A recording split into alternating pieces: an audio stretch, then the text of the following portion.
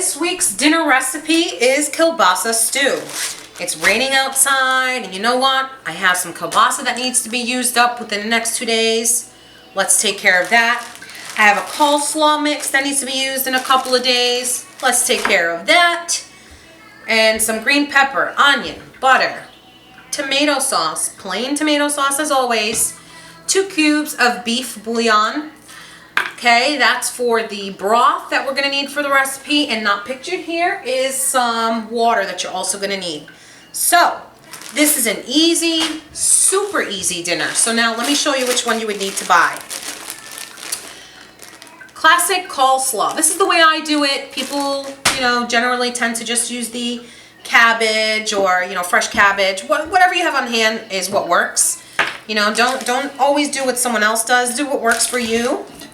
Alright, so we'll get started on cutting the onions and preparing them. Now, as most people who know me personally know, my husband absolutely does not like vegetables, and when I make food with vegetables, unfortunately, I'm always forced to make them into small pieces. Thankfully for myself, he also doesn't like kielbasa, so I don't have to cut these vegetables in small pieces. I can cut them the way I would normally eat them. Geez Louise, why is this onion giving me a difficult time today? So I don't have to go through the trouble of doing such small chunks. Now, if you like small chunks, fine. You do what you want. But I'm going to cut them the way I normally eat them. And my daughter eats this, so it'll just be me and her having this tonight, and he is having homemade mac and cheese. He eats like a 12-year-old sometimes. So we're going to get ready on getting the onion chopped up into big pieces to prepare.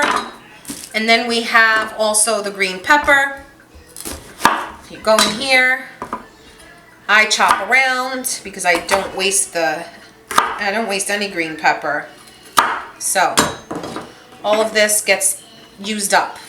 Definitely not one to waste green pepper or onions. Oh my goodness. My eyes are burning from these onions. I can't take it. I swear. I need like glasses just for cutting onions. It's ridiculous. So what we're going to go here is I'm just going to go in here next to my garbage and pull all this out.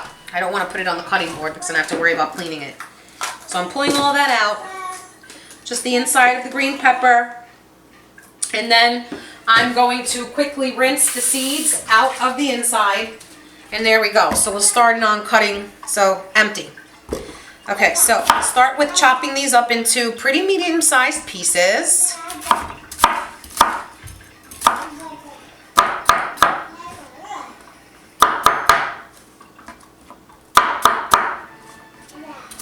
I like my pieces generally pretty big in this stew. I want to be able to taste them, And I get so excited when I can make a stew or any kind of food where I don't have to chop the vegetables so tiny.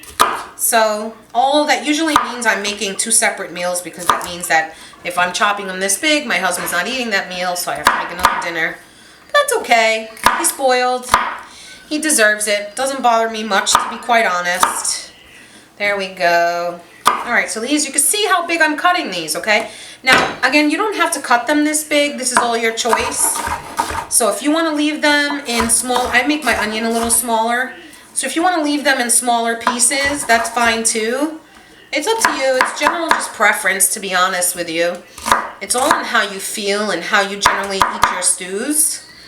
So you don't have to follow these guidelines. You can just do what works best for your palate and your family. So we're just I'm cutting these quick because I'm telling you, I can't tolerate these onions in the air right now. Literally, if I can, you can see my eyes right now. I swear, it's been looking like I'm crying. So I don't even bother separating them, because once I throw them in the stew, they'll separate themselves. I don't waste my time on prep if it's not necessary. So kielbasa. I get the Hillshire farm brand. I also buy light. You don't have to. And why I buy light is because it saves on fat and calories, and to be honest with you, I can't even tell the difference. So when I can't tell the difference, I generally get what is less fattening and less calories. So we'll start here. So now, as I've been recording 2 videos in one day, I explained this in my other video, but my fingertips, they're all clean. It's just that I was working with food coloring, so and I forgot to wear gloves, so I pretty much ruined my hands. So I cut them in an angle this way. I don't know, I think it just looks prettier. Doesn't, you know, you don't have to. It's really, you don't. You just, however you like to cut your kielbasa is how you should cut them. Ooh, I hate that. See? I just like mine at an angle. Okay, so this is how easy it is. Prep time is quick. I'm telling you, you can get this dinner, and this is for definitely for busy moms, or you know, when you're feeling tired and don't want to go through the trouble of making a huge meal that requires 52 pots. This is where you generally want to do. Okay, so we have this as well. This goes in afterwards. Everything's prepped up, nice and quick. I mean, come on, count that. How long did that even take me? Here you go. Prep time over.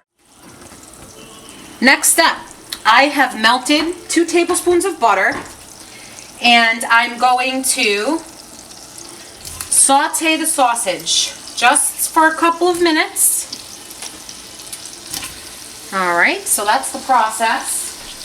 We're going to saute that for a couple of minutes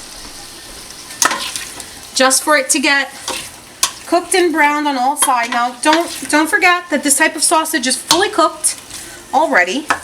But cooking it this way and sauteing them is not really going to do anything to it in terms of texture. It's not going to overcook them or anything like that. I mean, you could if you weren't paying attention, but that's generally pretty rare. So we're going to let that saute for a couple of minutes.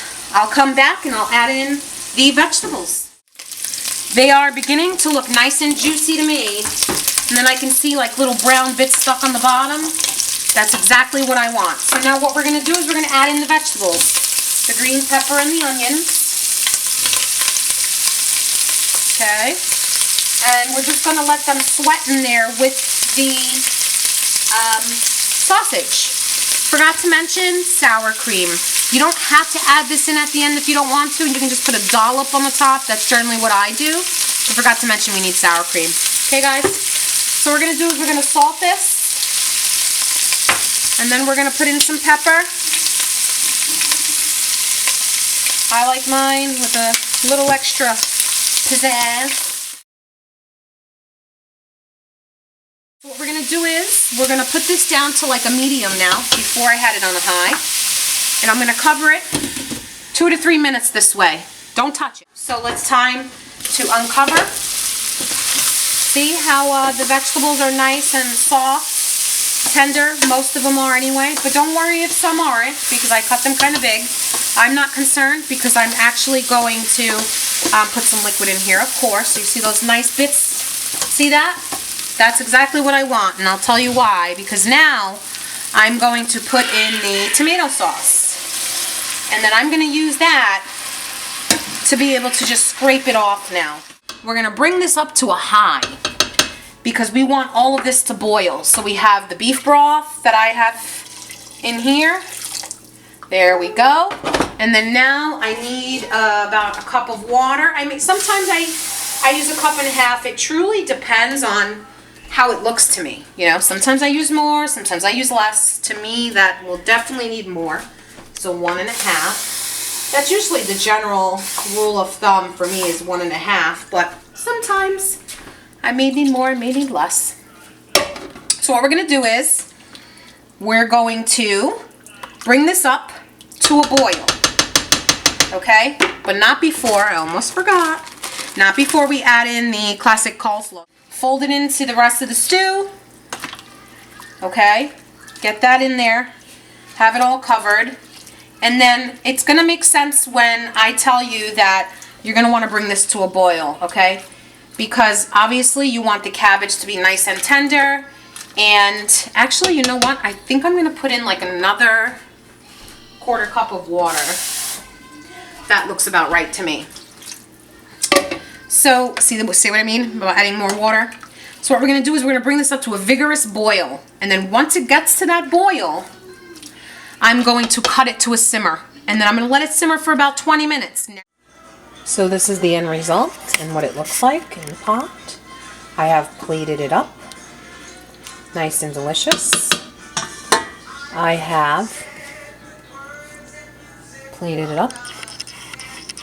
This is what it looks like. Really delicious, done quickly. There goes the dollop of sour cream that I was talking about earlier. I don't add it into the stew, but afterwards. So if you try the recipe and you like it, and come out delicious for you.